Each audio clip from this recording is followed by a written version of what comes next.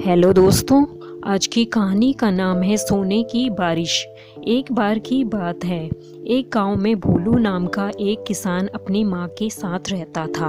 वह खेत में हल चलाकर फसल उगाता, जिससे अपना और अपनी माँ का गुजारा बड़ी मुश्किल से कर पाता था। वह स्वभाव से बहुत सीधा और मेहनती था। एक दिन भोलू अपने खेत की तरफ जा रहा था, तभी उसका पड़ोसी मंगेश आ गया। वह बहुत चालाक और कामचोर किस्म का व्यक्ति था। मंगेश भोलू से बोला, उसको बाजार किसी काम से जाना है, इसलिए आज वह उसका खेत जोत दे। भोलू सीधा था, वह उसकी बात मान गया और मंगेश के खेत में काम करने पहुंच गया। मंगेश भोलू को बेवकूफ़ बनाकर खुद अपने घर जाकर सो गया, जबकि भोलू ने सारा दिन उसका खेत जोता।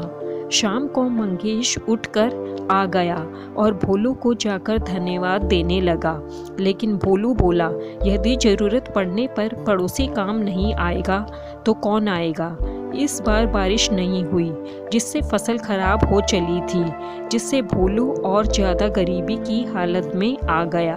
उसके पास खाने के लिए पर्याप्त अनाज भी नहीं था, जिससे उसने अपनी माँ से पूछा, क्या मैं कभी इतना धन कमा पाऊँगा जिससे हमारा गुजारा सही से हो सके। तब उसकी माँ भोलू का हौसला बढ़ाती है और कहती है, इसी तरह मेहनत कर और मेहनत का फल तुझे जरूर मिलेगा। भोलू अपने खेत से लौटते समय रोज रोते हुए भगवान से प्रार्थना करता कि हे भगवान, मेरी मदद करो, जिससे मैं अपनी और अपनी माँ का सही से पेट भर सकूं।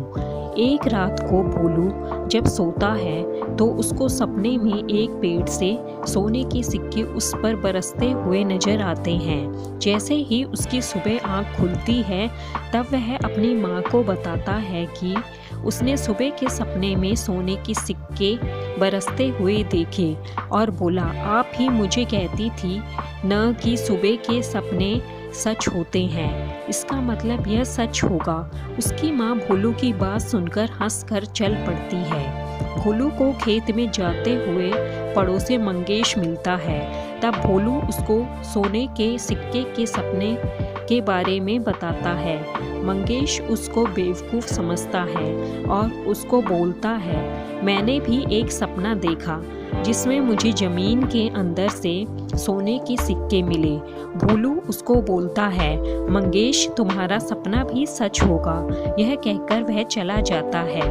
भोलू उस दिन जब अपने खेत में जब हल चला रहा था, तब उसका हल ज़मीन में एक जगह फंस जाता है। जब वह उस जगह मिट्टी को हटा कर देखता है तो उसमें उसको एक घड़ा मिलता है। जब भोलू उसका ढक्कन हटाता है तो उसमें उसको सोने के सिक्के मिलते हैं। भोलू यह देखकर खुश हो जाता है, लेकिन सोचता है कि मंगेश ने जो सपना देखा था जमीन से सोने के सिक्के निकलने का, वह सच हो गया।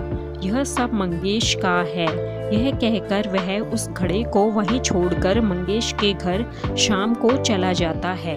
वह मंगेश को बोलता है कि तुम्हारा सुबह का सपना सच हो गया है। मुझे एक सोने के सिक्के का घड़ा जमीन के नीचे से मिला है, जैसा तुमने सपने में देखा था। तुम जाकर उसको ले लो। यह कहकर भोलू चला जाता है। मंगेश को यह सुनकर बहुत हैरानी होती है।